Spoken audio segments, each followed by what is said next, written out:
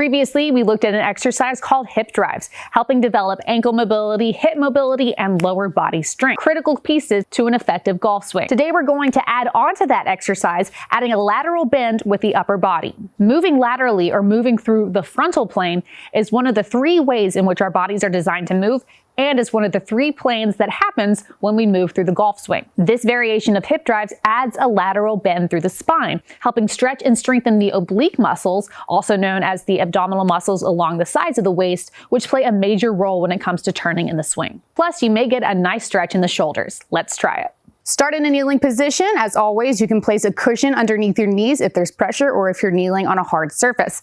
Step 1 foot forward. I'm stepping my right foot forward. Stack your front knee over the ankle. Hips are square, shoulders are square, and your spine is long with your core drawing in. To recap, last week we talked about pressing the hips forward, keeping your hands on your hips, and then pushing into the ground to come back to where you started. We're going to continue that movement, but add the upper body, particularly moving through lateral flexion. Free your left hand. It's going to be the opposite arm as your leg. As you press the hips forward, reach up and over to the right. So you're coming into a side bend, creating a long line and a long stretch from the back leg all the way up through the waist, all the way up through the fingertips.